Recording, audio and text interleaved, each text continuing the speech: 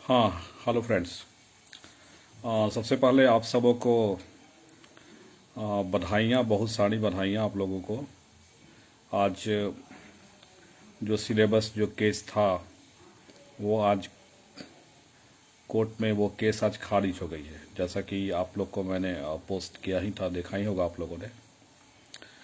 अब आप लोग पूछेगा इसके आगे अब क्या करना है। हाँ, बात सही है। अब इसके आगे अब क्या करना है ये तो अब एक प्रश्न है, और हम सबको मिलके आगे अब प्रयासरत होना है जल्द से जल्द बहाली के लिए, और उसके पहले रिजल्ट के लिए।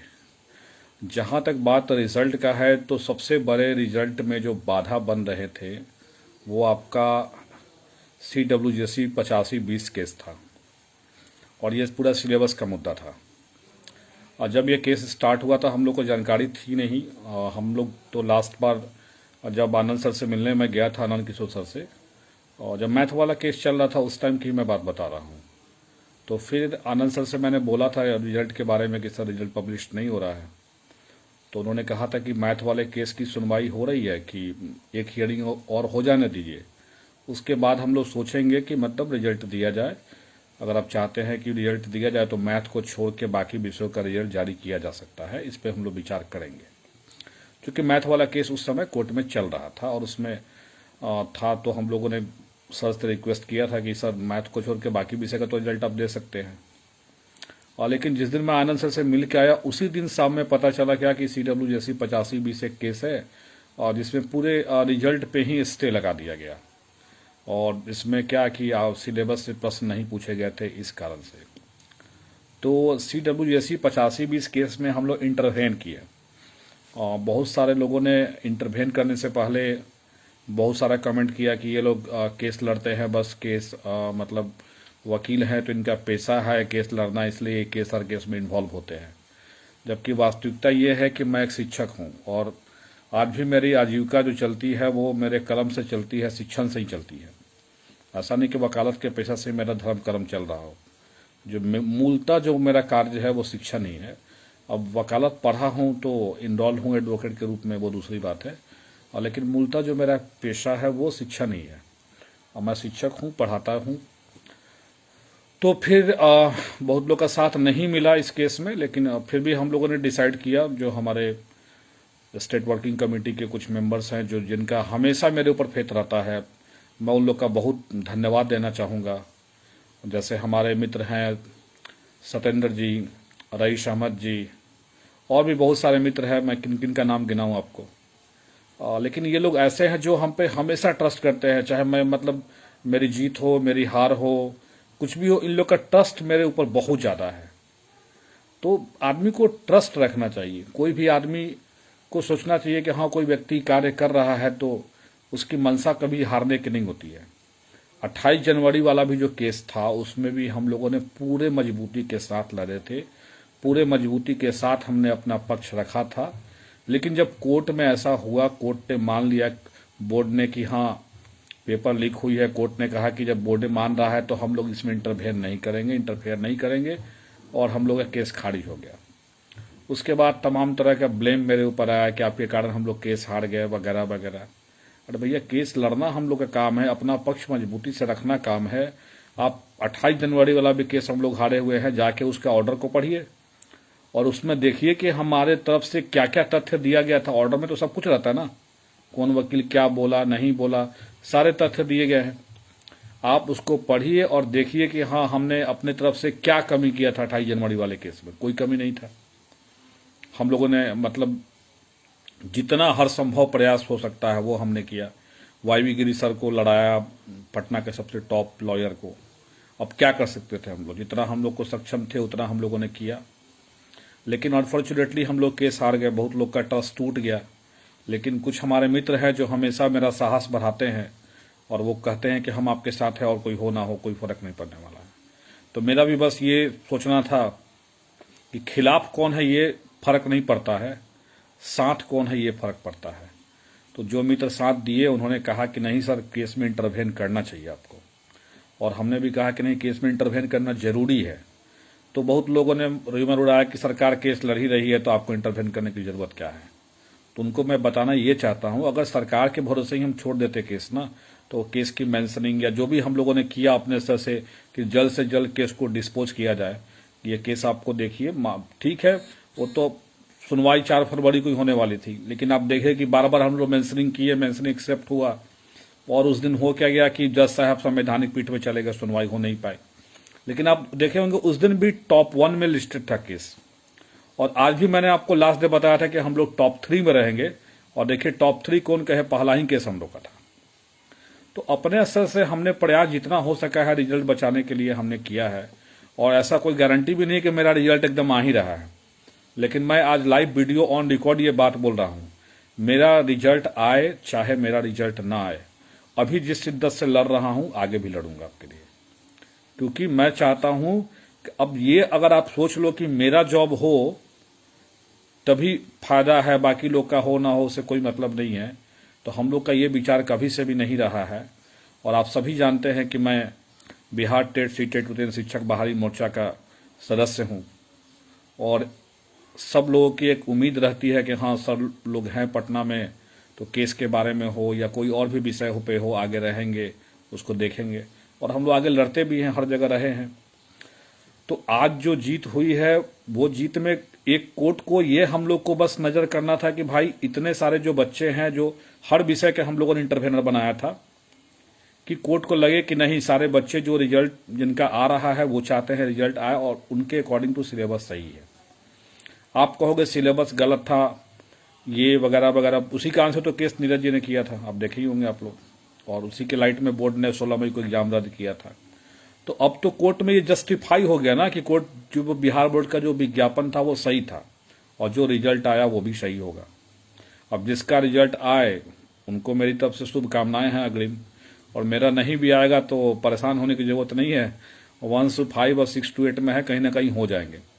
मेरा ये था कि अगर इधर स्टेट में रिजल्ट जल्दी आ जाता है ना तो इसका स्पीड में वर्क होगा, एक चीज आप जान लीजिए, क्योंकि गवर्नमेंट को ना हाई स्कूल के टीचर की बहुत जरूरत है, अर्जेंट एकदम इसको रिक्वायर्ड है, क्योंकि आपने देखा है कि हर पंचायत में स्कूल वगैरह खोला गया है नया, और पहले से ही हाई स्कूल की सीटें कितनी खाली है आपने देखा होगा, मैंने एक RTI लेकर डाला भी था कि देखिए कितना सीट खाली है।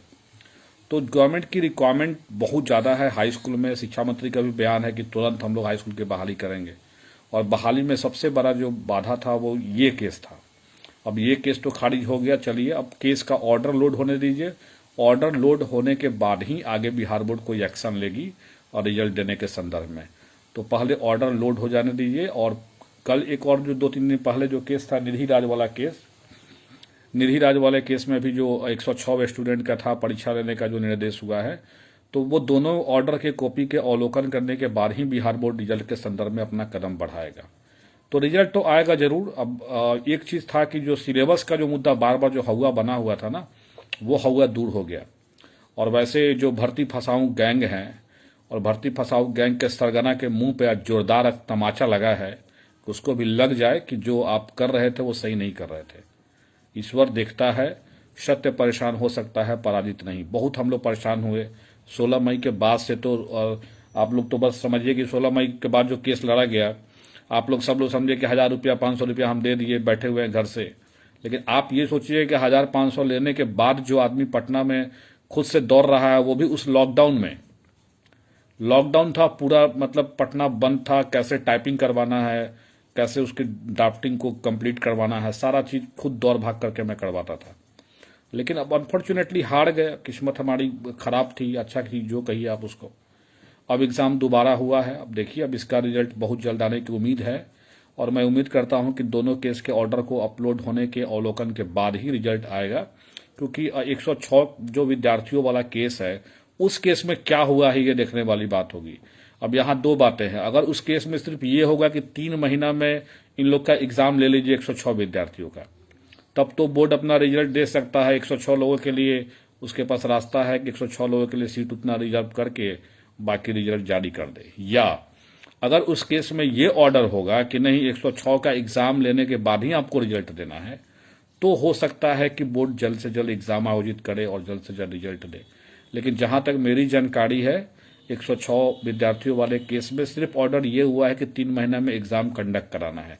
रिजल्ट पे रोक उस केस में नहीं है, इसलिए हमें उम्मीद है कि जब रिजल्ट पे रोक नहीं है तो जल्द से जल्द रिजल्ट आएगा केस के ऑर्डर कॉपी लोड होने के बाद, ऐसा हम उम्मीद करते हैं।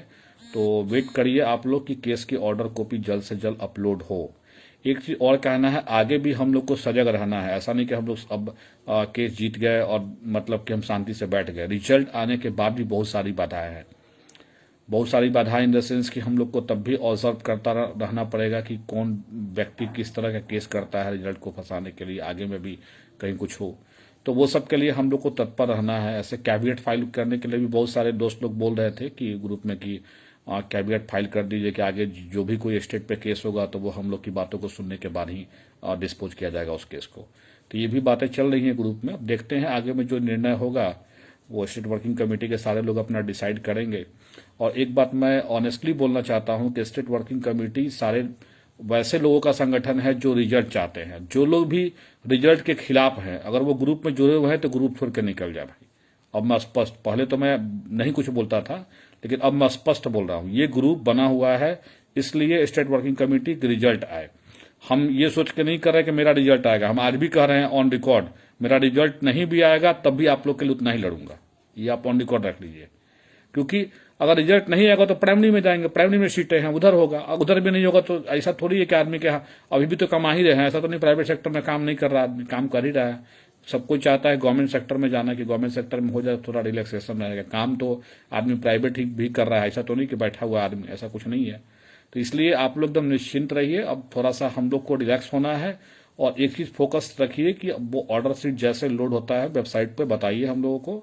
उसके बाद फिर आगे की बात होगी, रिजल्ट जैसे पब्लिश होगा फिर हम लोग विभाग में दबाव बनाएंगे कि भाई रिजल्ट पब्लिश हो गया तो जल्द से जल्द, और जो मतलब आवेदन लेना हो वो जल्द से जल्द लेके हाई स्कूल में आवेदन लेके कराया जाए, क्योंकि इनको भी हाई स्कूल के टीचरों की नीड बहुत ज़्यादा है। तो उम्मीद है कि आवेदन भी जल्द से जल्द दिया जाएगा। और रिजल्ट आने के बाद हम लोग एक प्रयास करेंगे कि सरकार से कि जो भी प्रक्रिया हो आगे का वो सारा ऑनलाइन हो, क्योंकि आप एग्जाम ऑनलाइन जब ले रहे हो तो आगे की भी जो प्रक्रिया हो ऑनलाइन करो। ऑनलाइन से जल्दी भी हो जाएगा, आप सारा रिजल्ट आप ही के पास रहेगा, वेरीफाई भी आप जल्द से जल्द कर लीजिएगा।